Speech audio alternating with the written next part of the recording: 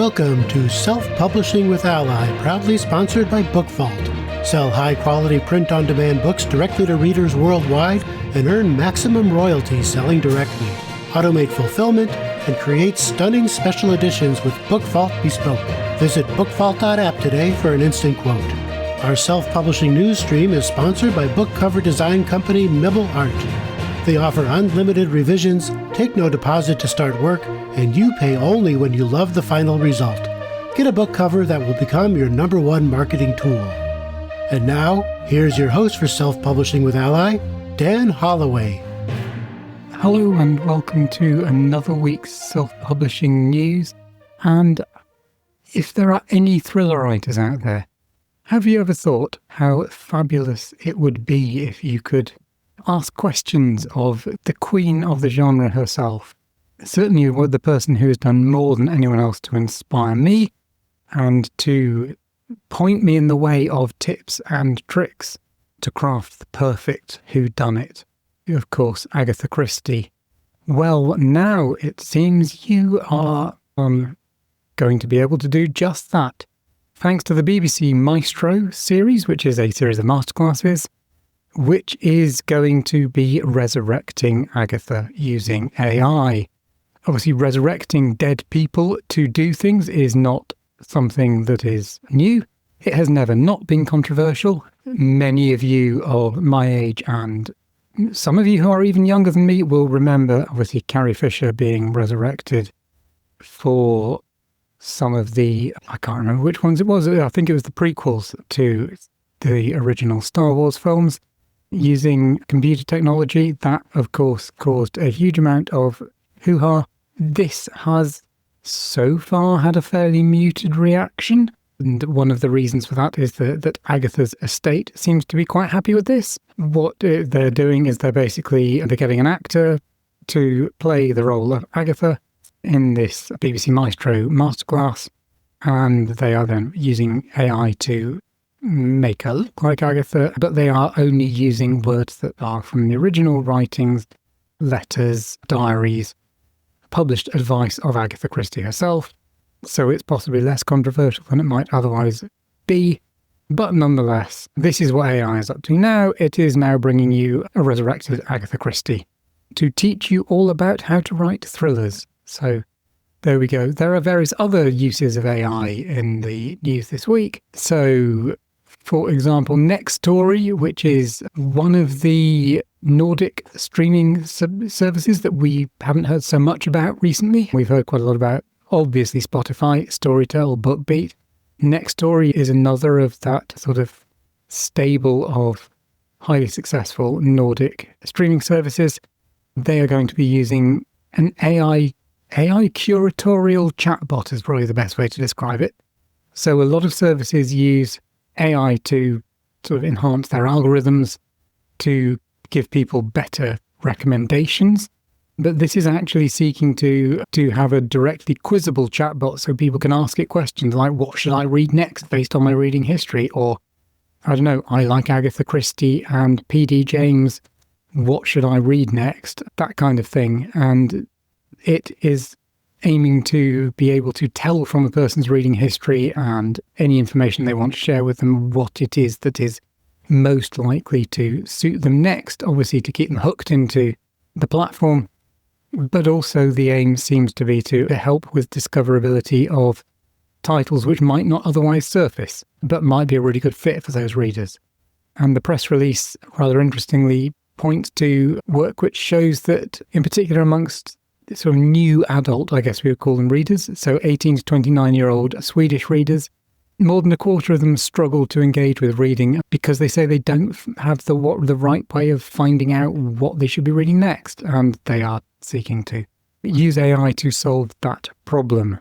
A last story for this week on AI is a survey. So BookBub, obviously known to many of us as so it's still the most successful place to go if you want to get your books in front of readers, not through their adverts, but through the proper BookBub paid promotions, get you in the newsletter, recommended to readers. It's not as effective as it used to be. by anecdote, but is still far and away the most effective form of advertising. So they have surveyed authors who use them. It's a largely self-publishing cohort.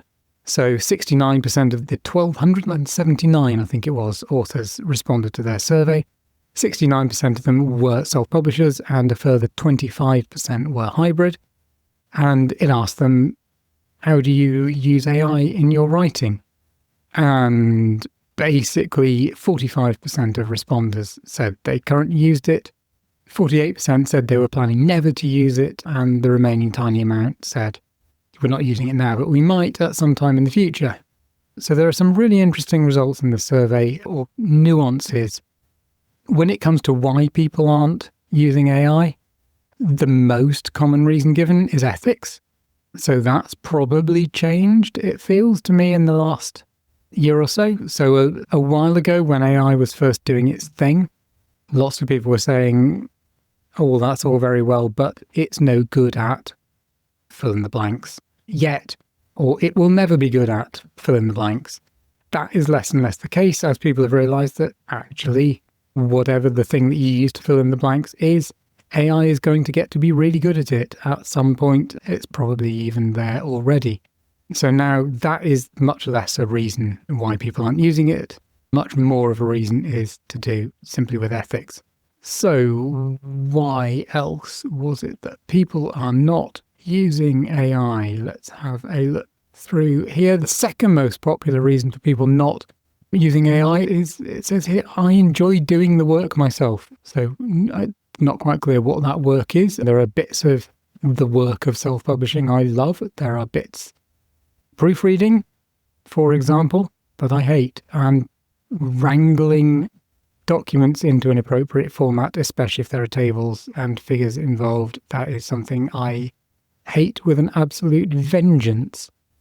But interestingly, one of the things that doesn't really get that many people saying I don't use AI because, so only around a fifth of respondents said they don't use AI because they already hire other people in to do the work that AI would otherwise do.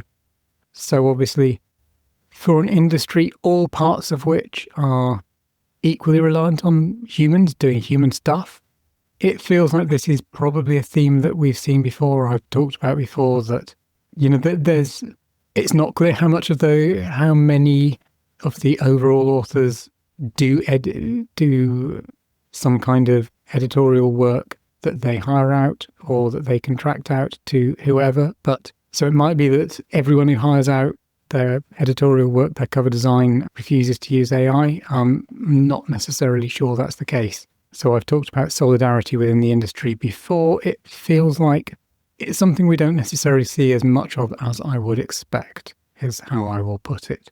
The uses to which people put AI, interestingly, research is far and away the most popular.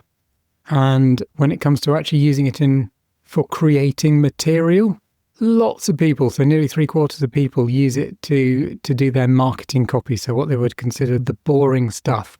But really interestingly, more than half use it actually to do their writing. And that's more than use it to do their cover art or their narration. So yeah, some really interesting and slightly unexpected in some senses findings there. And that leaves us time for one last story. So some nostalgia. You may remember 5 years ago, the story that I used to come back to every week was the beef between publishers and libraries over eBook lending. So publishers thought that libraries were, as they put it, cannibalizing their sales by lending out ebooks too much and not getting any money back to the publishers. So publishers started finding new models for charging for ebooks, like metered usage or shortening the terms of licenses and making libraries renew their license every 6 months.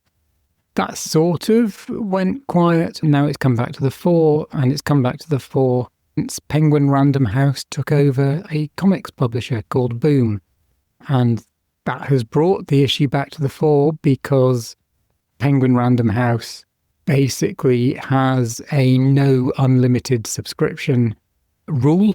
So it won't deal with any services that offer unlimited subscription because they want to make sure they're getting paid for all the instances of people reading that occur.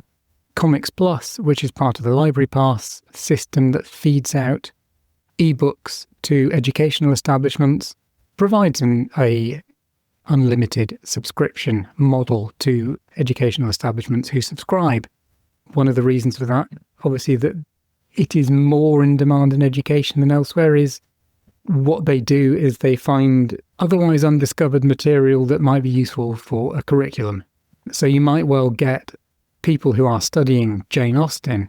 They're studying Jane Austen, say, in, the start of January. They start the new year with a bit of Jane Austen. And what Comics Plus will do is it will find some interesting comic takes. So I don't know whether it's a comic version of Pride and Prejudice with zombies, or if there is such a thing, that kind of thing. And they will recommend it to schools to, if you're studying Jane Austen, you might want to study this as well. It gets things in front of readers that wouldn't otherwise get in front of readers.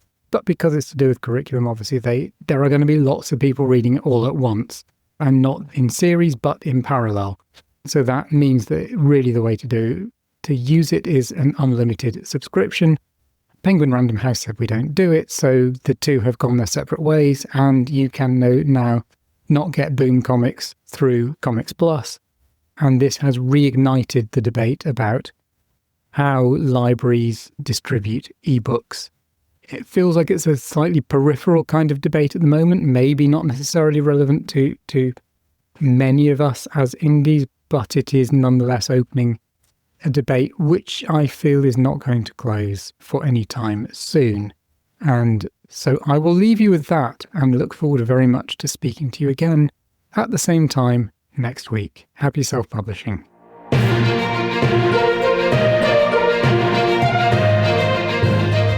You've been listening to Self-Publishing with Ally, proudly sponsored by BookVault. Sell high-quality print-on-demand books directly to readers worldwide and earn maximum royalties selling directly. Automate fulfillment and create stunning special editions with BookVault Bespoke. Visit bookvault.app today for an instant quote. Our self-publishing news stream is sponsored by book cover company Nibble Art. They offer unlimited revisions, take no deposit to start work, and you pay only when you love the final result. Get a book cover that will become your #1 marketing tool. And if you haven't already, we invite you to join our association and become a self-publishing ally. You can do that at allianceindependentauthors.org.